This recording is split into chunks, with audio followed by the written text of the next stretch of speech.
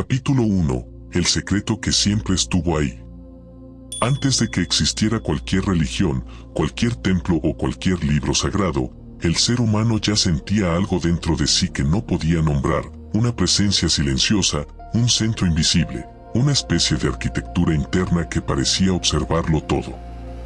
Hoy lo llamamos alma, pero ese nombre es solo una etiqueta pobre para algo mucho más complejo, antiguo y estructurado de lo que imaginamos. Este capítulo no pretende convencerte de nada, sino empujarte a mirar hacia adentro con una pregunta incómoda: ¿y si tu vida entera estuviera influida por un diseño energético que no conoces, pero que actúa igual que un mapa secreto? No hablamos de destino rígido ni de karma simplón. Hablamos de una ingeniería profunda que civilizaciones enteras trataron de estudiar, descifrar y proteger como si fuese el núcleo mismo de la existencia humana. En el hermetismo, el alma se describe como un doble campo, una parte luminosa que recuerda su origen y una parte densa que intenta sobrevivir en el mundo material. Según los textos antiguos, ambas partes interactúan constantemente y el equilibrio entre ellas determina tu claridad para tomar decisiones, tu intuición, tu creatividad e incluso tus crisis personales más duras. Nada es azar, todo es interacción entre capas internas que casi nunca observas. Los egipcios no hablaban de un alma única. Hablaban de fragmentos, piezas distintas que formaban un sistema completo. El Ka, la energía vital. El Ba, la identidad móvil que podía viajar y observar. El Ren, el nombre que mantiene tu vibración. El Seut, la sombra que guarda lo que ocultas incluso de ti mismo. Ellos no lo veían como creencias, lo veían como anatomía energética. Si una pieza fallaba, toda la experiencia de vida se distorsionaba. ¿Te imaginas caminar cada día con un sistema así dentro, sin ser consciente de él? Los sumerios iban más lejos. Para ellos, el alma no era solo un conjunto de partes, sino un registro vibratorio que se acumulaba como capas sedimentadas. Cada pensamiento, cada emoción, cada acción dejaba una huella. Y esa huella condicionaba tu percepción futura. Es como si tu alma fuese un archivo viviente que reescribe tu realidad desde dentro. No atraes cosas mágicamente, interpretas el mundo según lo que tu interior ha almacenado. Y eso cambia cómo reaccionas, qué eliges, qué temes y qué deseas. El gnosticismo, por su parte, veía el alma como un prisionero dormido dentro de una estructura de interferencias. No porque el mundo fuera malo, sino porque el ser humano había olvidado cómo funciona su mecanismo interno. Para los gnósticos, el conocimiento no era académico, era el acto de despertar las funciones dormidas del alma para que recuperara su visión. Ellos creían que dentro de cada persona hay un punto de percepción que nunca fue contaminado por nada, y que si logras activarlo, ves el mundo como realmente es. No como te enseñaron. Si unes estas visiones, la ingeniería hermética, la anatomía egipcia, las capas sumerias y el despertar gnóstico, algo queda claro: ninguna tradición antigua vio el alma como un concepto abstracto. Todas la trataron como un sistema. Un diseño. Una estructura con puertas, conexiones y funciones. Un mapa. Y si existe un mapa, también existe el hecho incómodo: la mayoría vive sin saber leerlo. Piensa en las veces que sentiste una intuición fuerte y la ignoraste. Piensa en los patrones que repites aunque no quieras. Piensa en las veces que sentiste que algo dentro de ti sabía más que tu mente. No son accidentes psicológicos. Son señales. Errores de lectura. Oportunidades fallidas. Zonas del mapa que tu alma activa para decirte que no estás alineado con la configuración profunda que traes desde antes de nacer. Este libro no te va a prometer poderes absurdos ni fórmulas mágicas. Lo que va a mostrarte es mucho más peligroso: la estructura real de tu interior. Y cuando entiendes cómo funciona el mecanismo, deja de tener sentido vivir dormido, reactivo o en piloto automático. Porque empiezas a notar las señales ocultas, los movimientos energéticos, los ciclos que se repiten, las tensiones que te arrastran sin que sepas por qué. El alma no es un concepto bonito. Es un sistema operativo. Uno que nadie te enseñó a usar. Aquí comienza el mapa. Capítulo 2. Las capas invisibles que te manipulan sin que lo sepas. Capítulo 2. Las capas invisibles que te manipulan sin que lo sepas. Si quieres leer el mapa del alma, primero tienes que aceptar algo incómodo: no eres un ser simple. No eres una identidad fija. No eres una sola pieza. Eres un conjunto de capas superpuestas, cada una con funciones distintas, orígenes diferentes y lenguajes que tu mente racional apenas puede interpretar. Y mientras no entiendas esas capas, ellas te manejarán desde dentro sin que tú te des cuenta. Las tradiciones antiguas nunca usaron la palabra alma como algo homogéneo. Sabían, o decían saber, que dentro de cada ser humano existía una arquitectura compleja, como un sistema de habitaciones interconectadas. Algo así como una casa con puertas, pasadizos, zonas oscuras y ventanas que solo se abren cuando estás preparado. La mente moderna lo llama subconsciente, intuición, instinto. Pero esas palabras son parches. Reducciones baratas de una realidad mucho más amplia. El hermetismo dividía al ser humano en 3 estratos: el cuerpo material, el alma sensitiva y el espíritu. No como etiquetas religiosas, sino como niveles funcionales. El cuerpo reacciona, el alma siente y registra, el espíritu observa. En teoría, lo sano es que estas 3 capas se comuniquen. Pero la mayoría vive con ellas desconectadas. ¿Qué pasa entonces? Que tus decisiones no nacen de un lugar consciente, sino de tensiones internas que no sabes explicar. Actúas, pero no sabes por qué. Sientes, pero no sabes de dónde viene. Te bloqueas, pero no sabes la causa real. Los egipcios veían el alma más como un conjunto de piezas especializadas. Cada una tenía su rol y su propia energía. El Ka se nutría de emociones, el Bea se movía entre planos, el Ren definía tu identidad vibratoria, y el Seut guardaba tu sombra, lo que escondes incluso de ti mismo. Cuando una de estas partes se debilitaba, la persona perdía claridad. Podía enfermar, confundirse, perder propósito, sentir un vacío profundo o incluso cambiar su comportamiento sin explicación lógica. Hoy lo llamaríamos crisis existencial. Ellos lo llamaban desalineación del alma. Los sumerios añadieron otro detalle: cada capa del alma no solo existe, sino que se superpone como estratos de tiempo. Para ellos, dentro de ti viven las versiones que has sido, las versiones que podrías ser y las que nunca se manifestaron. Como si el alma fuera una sedimentación de experiencias y potenciales. Esto explica por qué a veces sientes tristeza sin motivo o una intuición de peligro que no tiene sentido racional. No todo lo que sientes viene del presente. Algunas emociones pertenecen a una capa más antigua, a un registro que aún vibra dentro de ti. El gnosticismo, por su parte, veía estas capas como filtros. No existe la realidad, sino una interpretación filtrada por la estructura interna del alma. Cada capa distorsiona algo. Una distorsiona la forma en que entiendes el amor. Otra, la forma en que percibes el miedo. Otra, tus ideas sobre ti mismo. Otra, tus reacciones automáticas. Según los gnósticos, despertar no es iluminarse, es limpiar los filtros para que la conciencia pueda ver sin interferencias. Eso es lo que llamaban gnosis. Cuando juntas todas estas visiones aparece algo fascinante: cada tradición describe exactamente lo mismo, solo que con nombres distintos. Todas hablan de capas, filtros, partes internas, zonas ocultas, sistemas energéticos. Todas coinciden en algo esencial: si no conoces estas capas, ellas te arrastran. Te dictan emociones, decisiones, impulsos, rechazos, miedos, deseos y patrones de conducta que crees que son tuyos, pero no lo son. ¿Alguna vez has sentido que quieres algo y al mismo tiempo lo rechazas?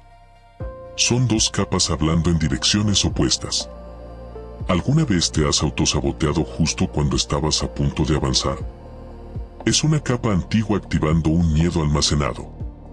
¿Alguna vez has sentido una claridad instantánea, como si supieras la respuesta sin pensarlo? Es una capa superior del alma abriéndose por unos segundos. No estás roto. Estás compuesto. Y esas capas, aunque invisibles, se mueven, chocan, se activan, se cierran, te protegen o te bloquean dependiendo de lo que pasa fuera y dentro de ti. Ignorarlas no te hace libre. Te convierte en un pasajero dentro de tu propia vida. Este capítulo existe para dejar clara una idea: si quieres descubrir el mapa oculto del alma, primero tienes que aceptar que no eres uno, sino muchos. Y que entender tus capas internas es el primer paso para dejar de ser manipulado por ellas. A partir de aquí, empezaremos a explorar cómo se forma esa arquitectura invisible y cómo puedes empezar a leerla. Capítulo 3. El diseño energético, la arquitectura oculta que te sostiene. Capítulo 3. El diseño energético, la arquitectura oculta que te sostiene. Si las capas internas son las piezas, el diseño energético es el plano. Y entender este plano es como ver por primera vez la estructura que te sostiene desde dentro. No es metáfora, cada tradición antigua afirma que tu vida emocional, tus decisiones, tu propósito y hasta tus crisis tienen un origen energético antes que psicológico. La energía es el mecanismo. La emoción, la consecuencia. Lo primero que debes saber es esto: según estas tradiciones, tu alma nunca está en un solo estado. Siempre está en movimiento, siempre está configurándose, adaptándose, chocando con experiencias externas y reorganizando su forma interior. No existe un yo fijo. Existe una estructura viva que responde a todo. Por eso cambias. Por eso dudas. Por eso evolucionas. Por eso a veces sientes que ya no eres la misma persona que hace un año. El hermetismo describe este diseño energético como una especie de campo doble. Por un lado, la parte luminosa, que conecta con la claridad, la intuición y la percepción profunda. Por otro lado, la parte densa, que responde a lo que vives cada día: estrés, deseos, miedos, apegos. Estas dos corrientes energéticas se cruzan y generan patrones. Algunos patrones te impulsan. Otros te frenan. Y la mayoría actúa sin que sepas que existen. Los egipcios imaginaban este diseño como un entramado de fuerzas. Para ellos, cada persona tenía un eje vertical energético que funcionaba como una columna interna, en la parte superior, la esencia conectada con lo divino, en la parte inferior, la fuerza vital que te mantiene en el mundo físico. Y entre ambas, los canales por donde se mueven tus emociones y pensamientos. Cuando uno de esos canales se bloqueaba, el alma perdía orientación. Y la persona sentía confusión, rabia, apatía o vacío.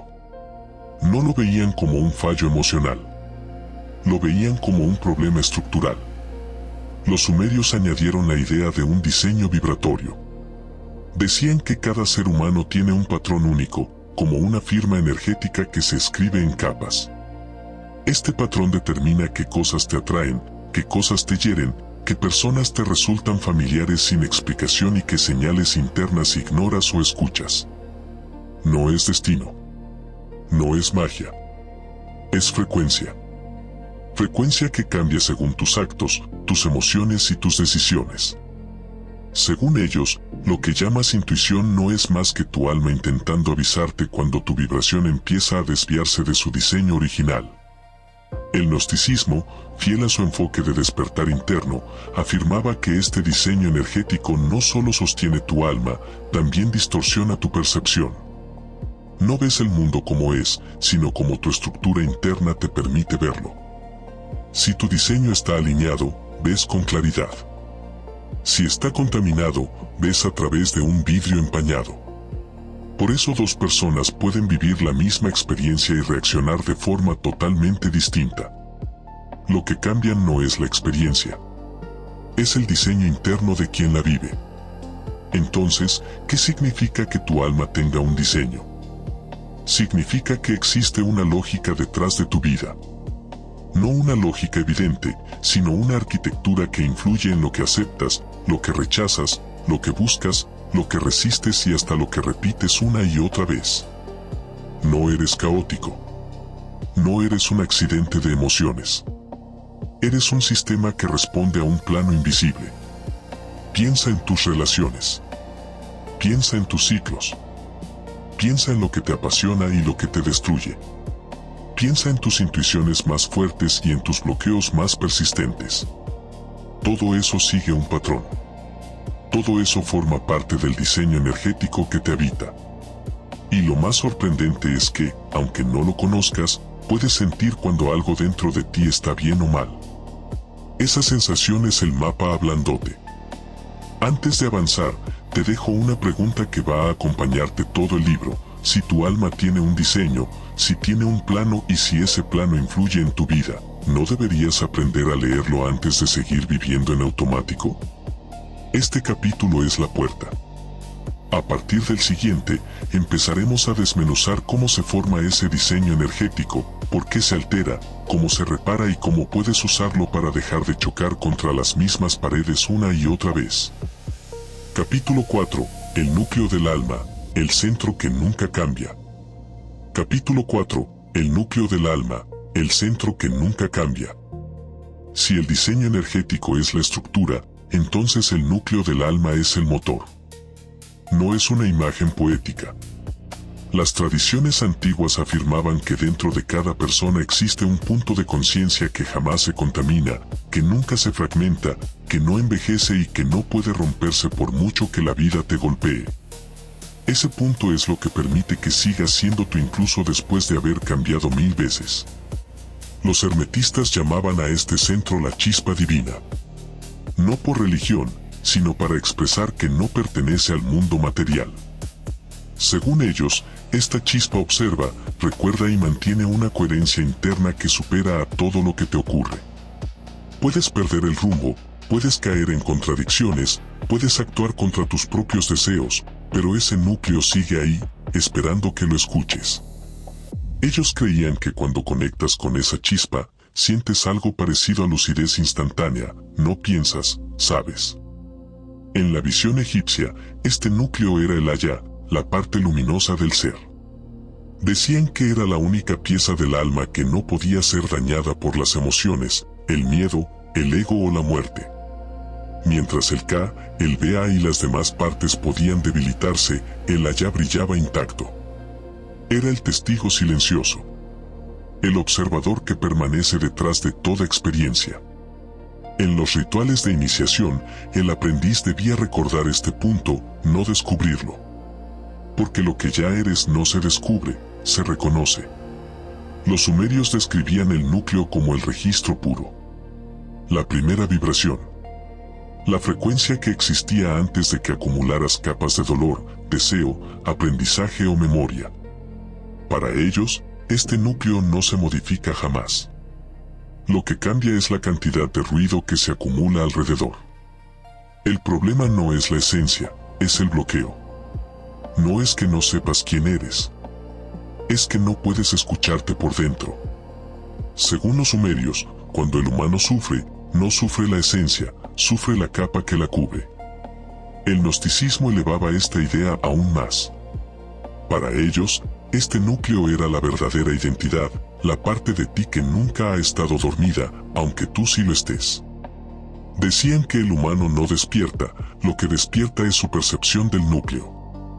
La diferencia es enorme. Despertar no es cambiar.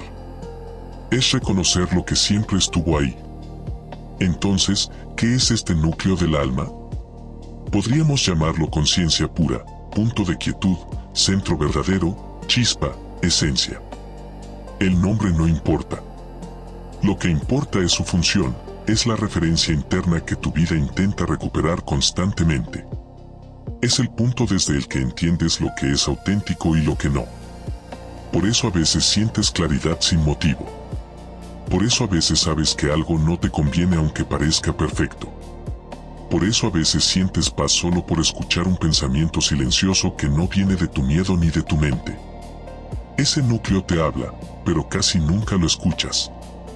No porque seas incapaz, sino porque el ruido interno es demasiado fuerte, las capas emocionales, los patrones aprendidos, la presión social, los deseos que no son tuyos, los miedos que heredaste. Todo eso crea un muro alrededor del núcleo. Y cuanto más grueso es ese muro, más automático se vuelve tu comportamiento. Imagina esto, dentro de ti hay una claridad perfecta, pero estás viviendo desde fuera de ella. Estás tomando decisiones desde la capa más ruidosa, no desde el centro. Y tu alma, al sentir esa desconexión, empieza a mandar señales, incomodidad, frustración, intuiciones rotas, cansancio profundo, sensación de estar fuera de tu camino. Estas señales no son síntomas de debilidad. Son alarmas internas. Indicadores de que estás viviendo lejos del núcleo. Este capítulo existe para que entiendas una idea fundamental: no estás perdido. Estás lejos de tu centro. Y volver no es complicado. Es incómodo, sí, pero no complicado. El resto del libro te enseñará cómo reconocer ese núcleo, cómo limpiar el ruido que lo rodea y cómo reorganizar tu diseño energético desde dentro para que tu vida deje de ser un combate constante. El núcleo del alma no necesita que cambies. Necesita que recuerdes. Capítulo 5. El mecanismo de las sombras, la parte del alma que te sabotea. Capítulo 5. El mecanismo de las sombras, la parte del alma que te sabotea. Si el núcleo del alma es la claridad, entonces la sombra es el ruido. No la sombra psicológica moderna, sino la sombra energética que las tradiciones antiguas describieron como la parte del alma que absorbe todo lo que no sabes gestionar. Es un mecanismo, no un enemigo. Pero si no lo entiendes, te devora desde dentro y dirige tu vida sin que lo notes.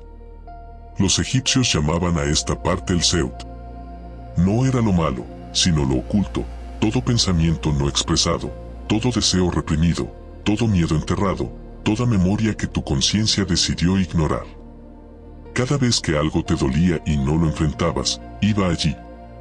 Cada vez que evitabas sentir una emoción fuerte, iba allí. Cada vez que actuabas sin entender por qué, esa fuerza se volvía más densa. El Seut no desaparece cuando lo ignoras. Se acumula. El hermetismo lo expresaba de otra forma: la parte densa del alma genera patrones cuando se satura. Esos patrones pueden convertirse en compulsiones, autosabotajes o reacciones impulsivas que parecen espontáneas, pero no lo son. Son mecánicas internas activándose. No decides tú, decide la sombra. Y lo hace buscando protección, no destrucción. Lo irónico es que te bloquea para intentar salvarte de algo que ya no existe.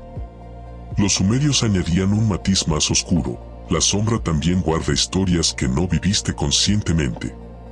Capas heredadas, emociones transmitidas por tu linaje, traumas energéticos arrastrados por generaciones. No porque sea magia, sino porque el alma, según ellos, registra vibraciones igual que un cuerpo registra genética. Lo que tus antepasados no resolvieron puede resonar en ti como si fuera tu propio miedo. Y tú te culpas por algo que ni siquiera empezó contigo. Los gnósticos veían la sombra como un velo. Cada sombra es un filtro que distorsiona tu percepción. No ves la vida como es, ves la vida como tu sombra te deja verla. Si tu sombra guarda abandono, verás rechazo donde no lo hay. Si guarda culpa, creerás que no mereces lo que sí mereces. Si guarda rabia, interpretarás cualquier silencio como ataque. Si guarda necesidad, te harás pequeño frente a los demás. No es tu personalidad. Es un reflejo del Seut. El punto clave es este: la sombra no es un enemigo. Es un archivo. Un archivo que protege lo que no has podido integrar. Pero cuando se llena demasiado, empieza a dirigir tu vida. Y lo hace de forma sutil. No te habla. No se muestra. No grita. Solo influye. Cambia tu humor. Te bloquea. Te hace repetir relaciones iguales. Te empuja a decisiones impulsivas. Te aleja de tu núcleo. Todo sin que lo notes. Fíjate en esto: cuando repites el mismo error, no es que seas tonto. Es que la sombra está en piloto automático.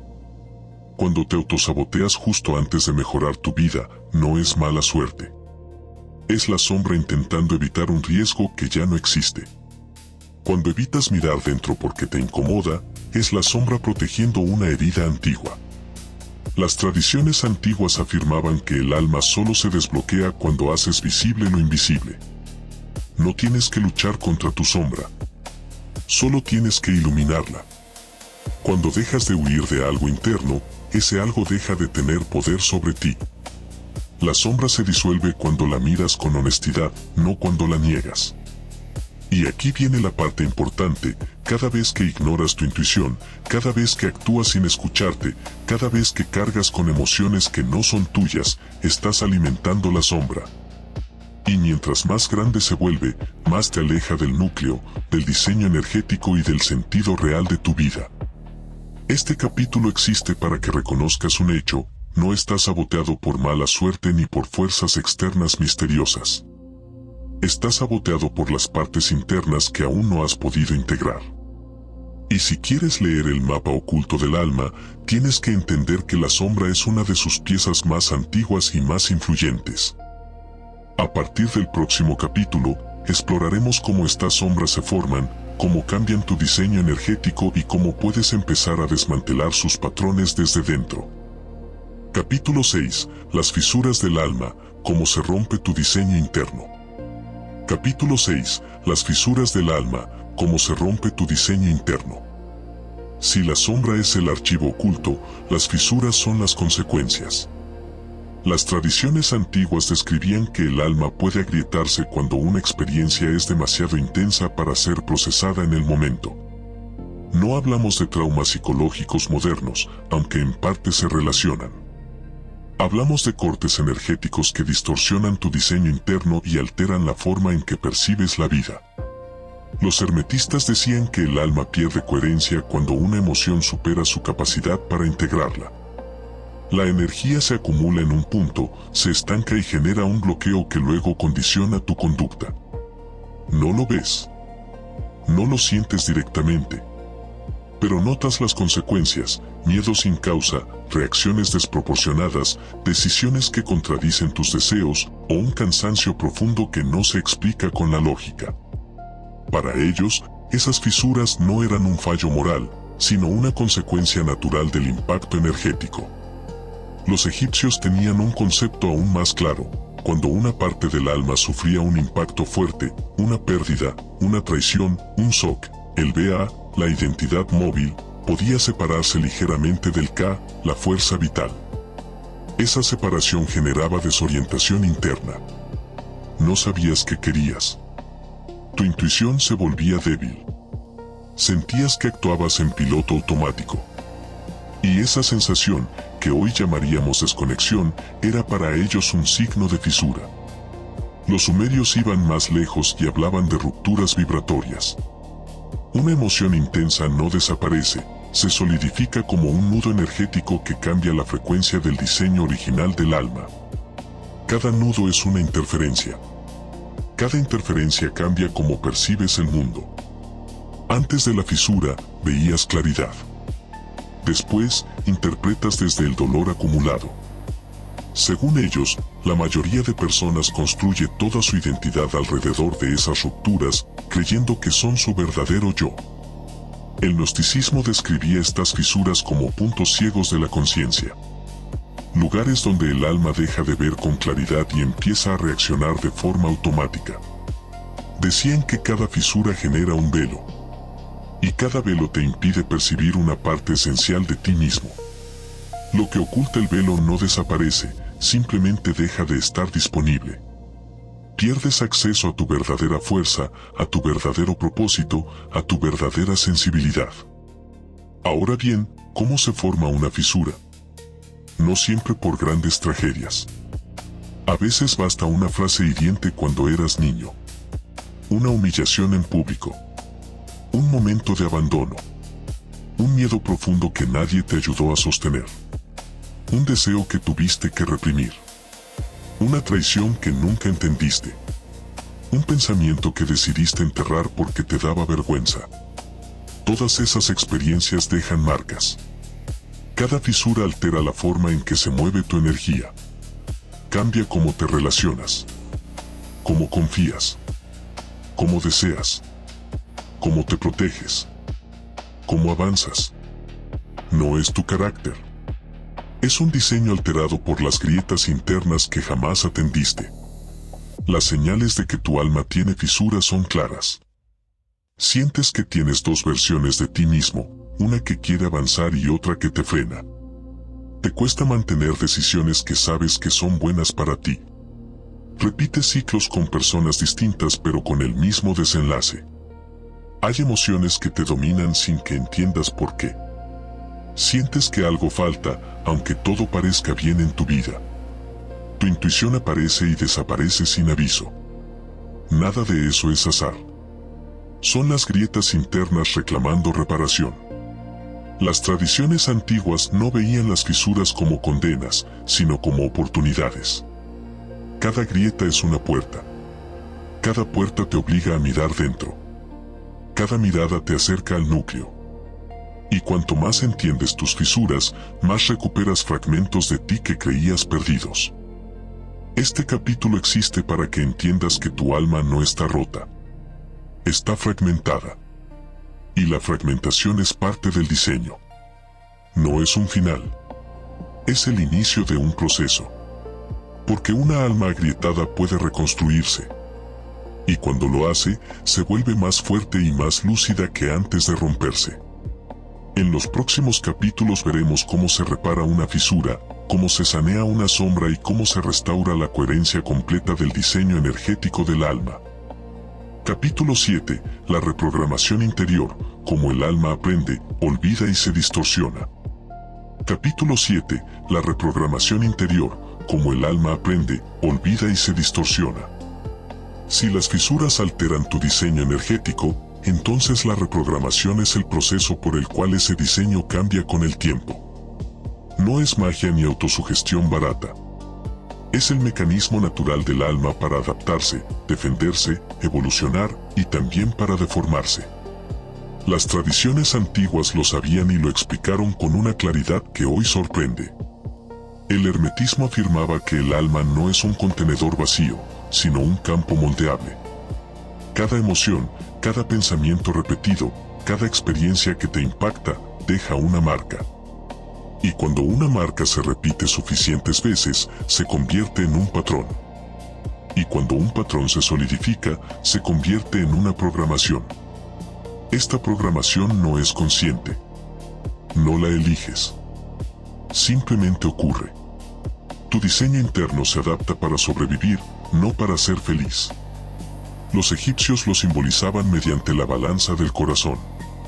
No era un juicio después de la muerte, era un recordatorio de que cada emoción no integrada pesaba dentro de ti, afectando tu manera de reaccionar. Si el corazón estaba pesado, no era por pecado, sino por acumulación vibratoria. Para ellos, un alma ligera no era un alma perfecta, sino un alma que había aprendido a liberar lo que cargaba.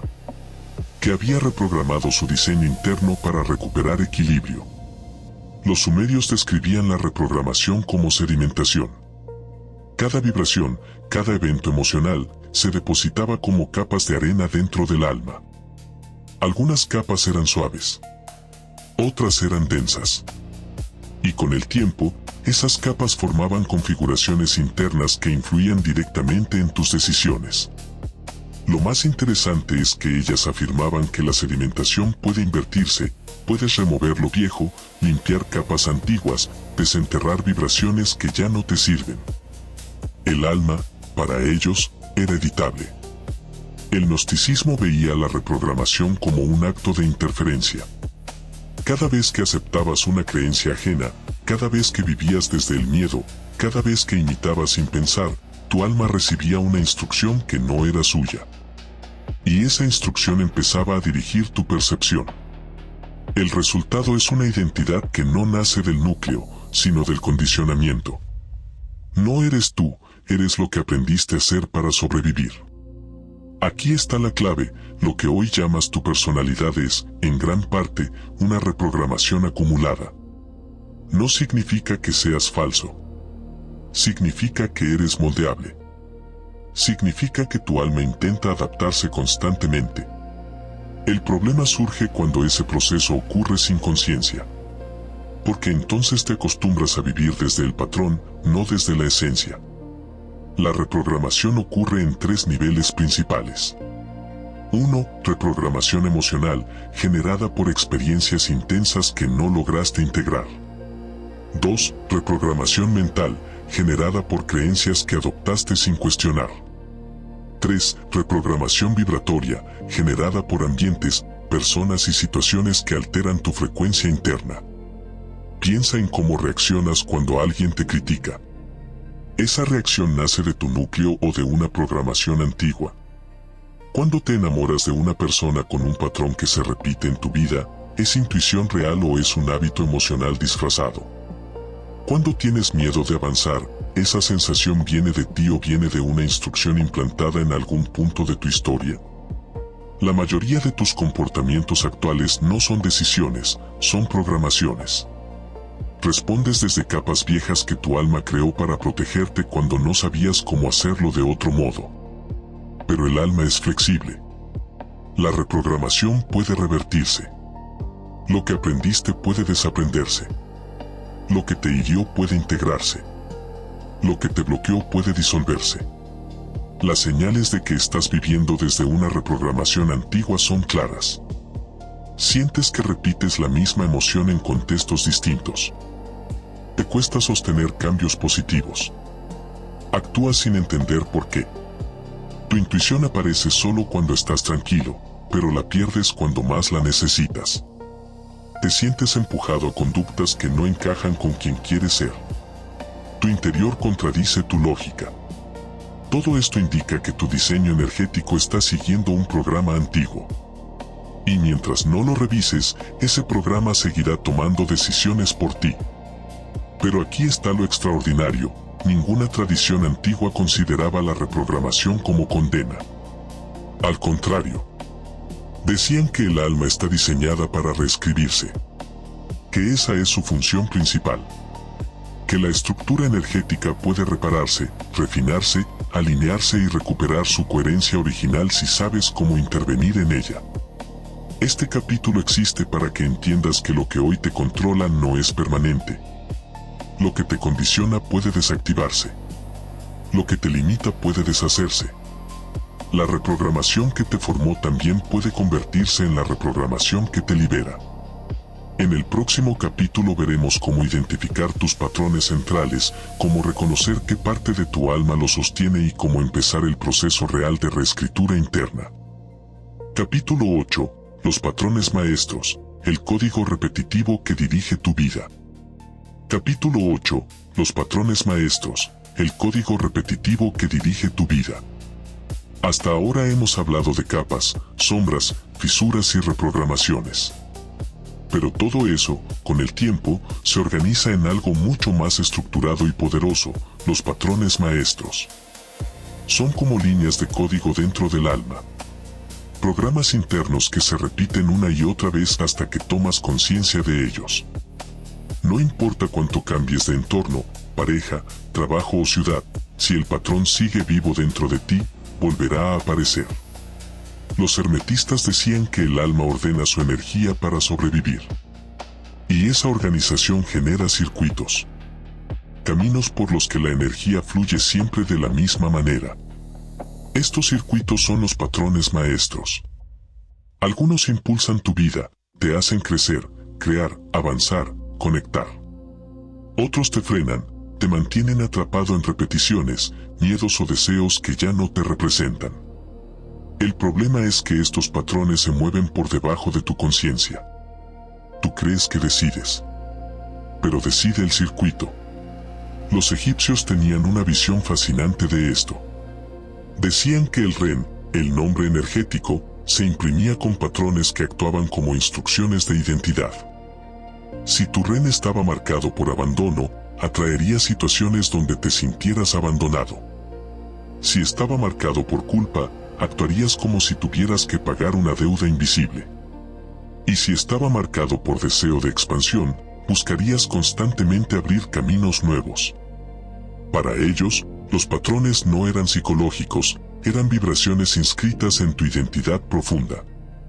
Los sumerios lo explicaban como resonancia. Cada persona tiene dentro de sí un conjunto de frecuencias predominantes.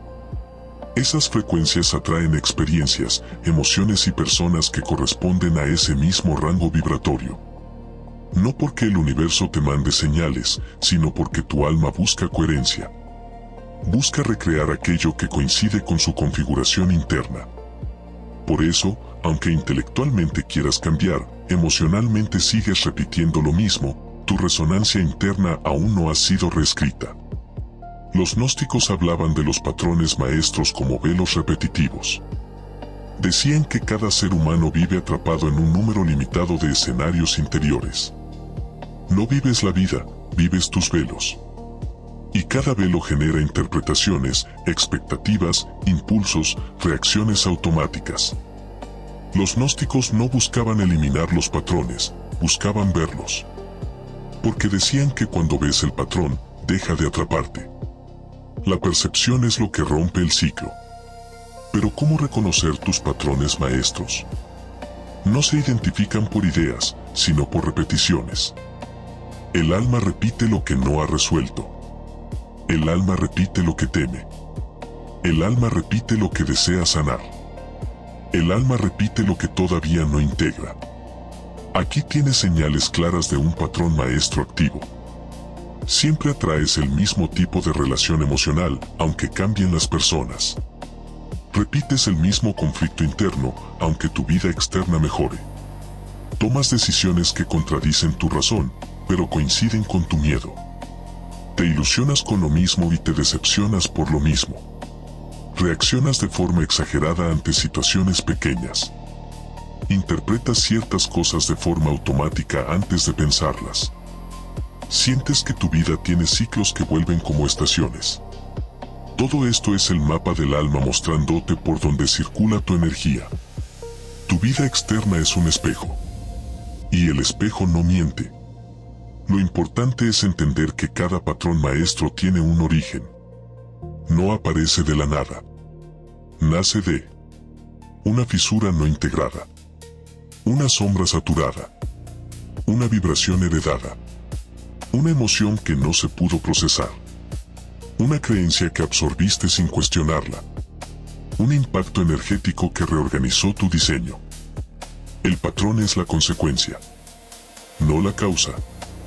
Y por eso no puedes romper un patrón desde la fuerza de voluntad. Puedes cambiar conductas, sí. Pero el patrón maestro seguirá activo debajo. Y tarde o temprano volverá a tomar el control. Las tradiciones antiguas coincidían en algo revolucionario. El patrón deja de gobernarte cuando logras verlo desde fuera. Cuando entiendes su lógica interna. Cuando ves el mecanismo. Cuando reconoces que no estás reaccionando a la vida, sino a tu propia programación.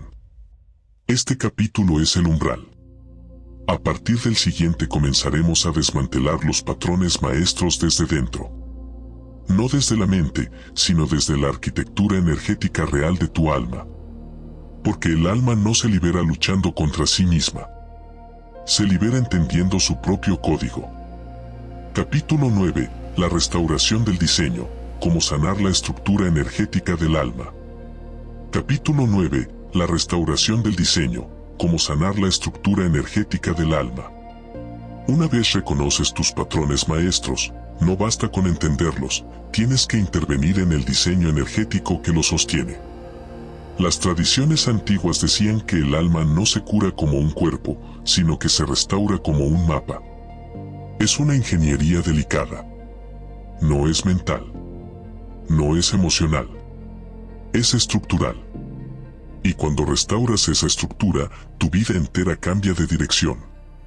Los hermetistas enseñaban que toda sanación verdadera empieza por la coherencia.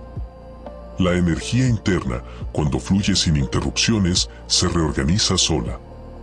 Pero cuando está distorsionada por patrones, fisuras o sombras, el flujo se fragmenta. restaurar el diseño no es eliminar nada, sino devolverle a cada parte su lugar. El alma sana cuando vuelve a su forma natural, cuando deja de defenderse y empieza a expresarse. Los egipcios tenían un concepto esencial para esto, la reunificación. Decían que el alma se fragmenta por experiencias intensas y la restauración consiste en volver a reunir esas partes. El Ka, fuerza vital, y el Ba, identidad, deben volver a alinearse para que la persona recupere propósito y claridad. Esto no era metafórico, era una práctica espiritual estructurada. Ellos creían que cuando el alma se reunifica, la persona se siente entera, incluso si su vida externa sigue igual. Los sumerios explicaban la restauración como un proceso vibratorio. Para ellos, sanar es recalibrar. Es devolver la frecuencia del alma a su resonancia original, liberándola de las capas densas que se acumularon con el tiempo. Lo fascinante es que afirmaban que esta restauración puede sentirse físicamente: calor, presión en el pecho, respiración que se libera, claridad repentina. No son síntomas emocionales. Son reajustes energéticos. Los gnósticos, en cambio, lo veían como un acto de luz interna. Decían que cuando iluminas un patrón, cuando lo ves, cuando lo comprendes, cuando entiendes de dónde viene, deja de tener dominio sobre ti. No porque lo destruyas, sino porque deja de operar en sombra. Para ellos, el conocimiento interior es la herramienta más poderosa de restauración. Ver es sanar. Reconocer es liberar. Ahora bien, ¿cómo se restaura el diseño energético del alma? Las tradiciones coinciden en 3 pasos fundamentales. 1. Revelación, ver el mecanismo, el patrón, la sombra, la fisura. 2. Reintegración, traer a la conciencia las partes que se fragmentaron. 3. Recalibración, permitir que la energía interna encuentre un nuevo equilibrio. La revelación ocurre cuando te atreves a observar tus reacciones sin justificarte. Cuando ves el origen del patrón. Cuando admites lo que no querías ver. Cuando reconoces la herida que lo creó. Este es el paso más difícil, porque implica atravesar la incomodidad. Pero sin revelación, solo maquillas el problema. La reintegración consiste en sentir lo que evitaste. No en revivir el dolor, sino en integrarlo. Es un proceso silencioso: respiración, presencia, aceptación. Cuando una emoción no procesada es finalmente sentida sin resistencia, el alma la absorbe de nuevo. La parte fragmentada vuelve al centro. La energía vuelve a circular. La recalibración ocurre por sí sola. No la fuerzas. No la controlas. La energía es inteligente. Cuando el alma deja de bloquear un canal, ese canal empieza a moverse. Y cuando se mueve, el diseño entero se reorganiza. A veces se siente como alivio. A veces como silencio. A veces como una decisión clara que aparece de golpe. A veces como una fuerza interna que no sabías que tenías. Aquí están las señales de que tu alma está restaurándose. Empiezas a tomar decisiones con menos esfuerzo. La intuición se vuelve más constante y más nítida. El pensamiento deja de girar en bucle. Emociones antiguas se disuelven de forma natural. Personas o situaciones repetitivas dejan de atraerte. El cuerpo se relaja sin razón aparente. Sientes una especie de espacio interno, como si algo se hubiera abierto. No es magia. No es sugestión. Es la restauración real del diseño energético, tu alma volviendo a su arquitectura original. Lo más revolucionario de todo es esto: cuando restauras el diseño, no tienes que luchar contra tus patrones. Se desactivan solos. Porque el mecanismo que los sostenía deja de existir. El patrón maestro se queda sin estructura. La sombra se queda sin alimento. La fisura deja de filtrar energía. El alma recupera su flujo. Este capítulo marca el inicio del cambio profundo. A partir del siguiente veremos cómo convertir esta restauración en un proceso continuo, una forma de vivir, no solo una reparación ocasional. porque el alma no se sana una vez. Se afina constantemente. Capítulo 10. La sintonización continua. Vivir en alineación con tu diseño energético. Capítulo 10. La sintonización continua. Vivir en alineación con tu diseño energético. Restaurar el diseño energético del alma es un punto de inflexión, pero no es el final. Las tradiciones antiguas afirmaban que el alma es un sistema dinámico, en constante movimiento, absorbiendo experiencias, ajustándose a situaciones y respondiendo a entornos internos y externos. Por eso, la clave no es sanar una vez, sino aprender a mantener la sintonización. Mantener tu estructura interna alineada con tu núcleo y no con tus heridas, con tu esencia y no con tus patrones. Los hermetistas describían esta sintonización como una práctica de autopresencia. Decían que cuando la mente está ocupada, el alma se distorsiona, cuando la conciencia está presente, el alma se estabiliza. La presencia no es estar tranquilo, es estar consciente de ti en tiempo real, viendo tus impulsos, tus emociones, tu tono interno. Es un ancla. Una forma de evitar que tu energía caiga de nuevo en los circuitos antiguos. Los egipcios veían la sintonización como un acto diario. Sus rituales no eran superstición, eran mecanismos para reconectar con el allá, el núcleo luminoso. Sabían que la vida fragmenta, dispersa y agota. Por eso, cada día había prácticas para reunir de nuevo al ser. No eran ceremonias complicadas, eran momentos de respiración profunda, de silencio, de reenfoque. Volver a ti. Volver al centro. Volver al diseño. Los sumerios explicaban la sintonización como ajuste vibratorio. Decían que cada persona vibra de forma distinta según el día, el ambiente, la emoción dominante o la interacción vivida. La sintonización consistía en devolver la vibración a un rango equilibrado. No buscaban alta vibración como se dice hoy, sino vibración auténtica, la que corresponde a tu diseño original. Una frecuencia coherente, no forzada. Los gnósticos sostenían que la sintonización es una forma de ver. Decían que mientras más consciente seas de cómo funciona tu estructura interna, menos probable es que te pierdas en ilusiones, velos o reacciones automáticas. La sintonización era vigilancia interior, observar sin juzgar, percibir sin distorsión, reconocer el origen de tus movimientos internos. Pero ¿cómo se vive sintonizado? No es misticismo. No exige retiros, mantras o rituales elaborados. Todas las tradiciones coinciden en que la sintonización ocurre a través de tres prácticas fundamentales. 1. Autoescucha. Sentir tu estado interno antes de reaccionar. Preguntarte: ¿esto viene de mi núcleo o de mi sombra? ¿Esta emoción es auténtica o es un eco antiguo? ¿Estoy reaccionando o respondiendo? 2. Autorrevisión. Observar tus decisiones, tus patrones y tus reacciones al final del día. No para juzgarte, sino para entenderte. Cada día deja señales. Y si no las miras, se acumulan. 3. Autocorrección suave. No se trata de imponerte cambios forzados. Se trata de hacer pequeños ajustes. Respirar cuando estás a punto de caer en un patrón. Elegir una respuesta distinta. Escuchar tu intuición antes de la costumbre. Permitirte sentir antes de reprimir. Estas tres prácticas actúan como un sistema de mantenimiento. Evitan que la sombra se engrose. Evitan que las fisuras se reabran.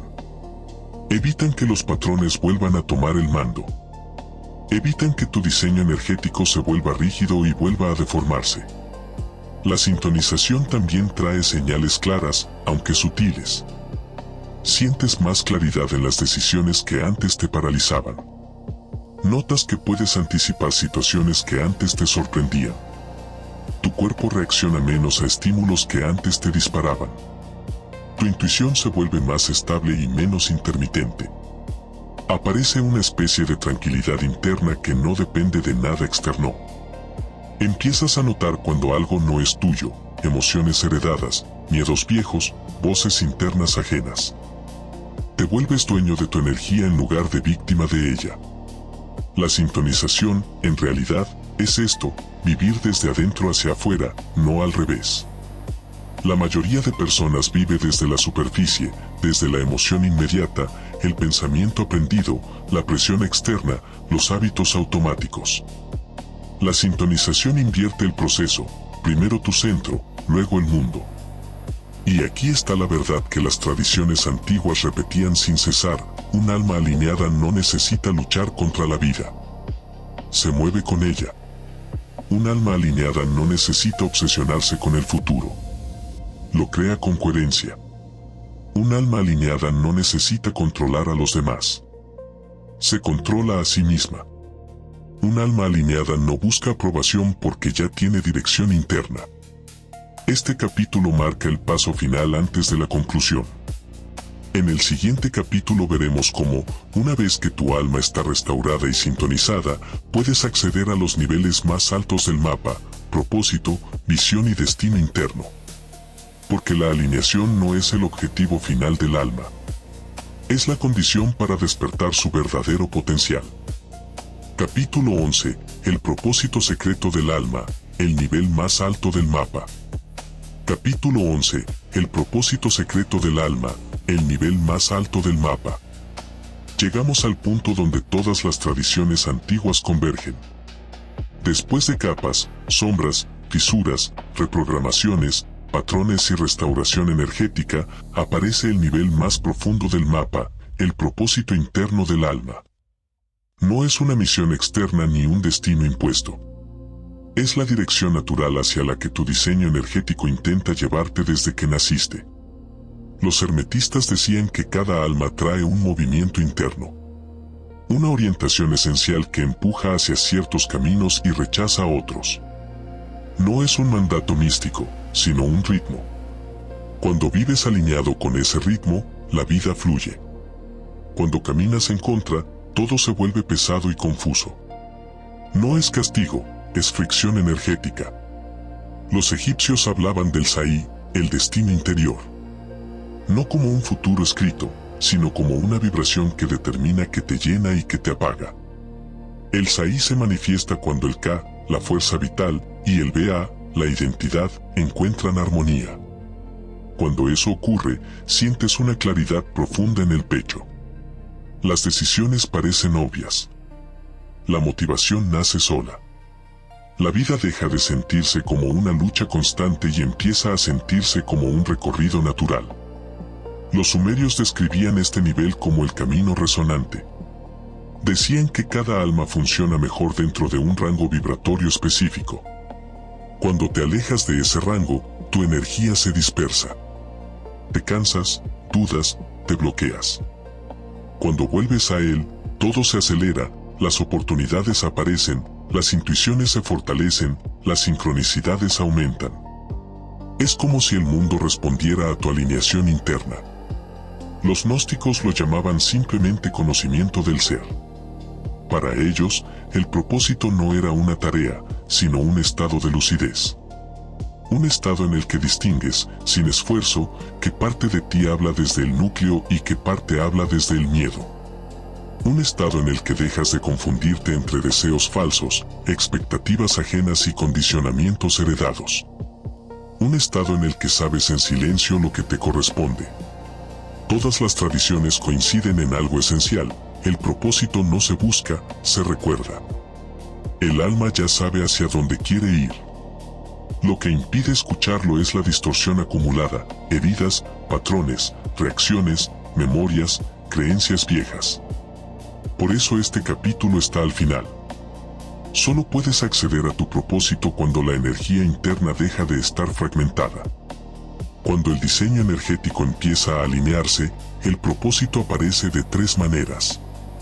Primero, como un impulso interno sereno. No es ansiedad ni euforia. Es una certeza tranquila que dice: esto es por aquí. Segundo, como una sensibilidad refinada. Empiezas a notar que te expande y que te encoge. Que te da vida y que te drena. Que te abre y que te apaga. Tercero, como un reconocimiento. No parece una revelación. Parece un recuerdo. como si una parte profunda de ti dijera esto siempre fue lo mío. Las señales de que tu alma está entrando en su propósito son claras. Dejas de compararte porque entiendes tu camino. Las decisiones pierden peso y se vuelven simples. Tu energía deja de fluctuar de forma caótica. Sientes una conexión interna difícil de explicar. Las personas y situaciones que no encajan empiezan a alejarse solas. Tu intuición deja de ser intermitente y se vuelve constante. La vida ya no se siente aleatoria, se siente coherente.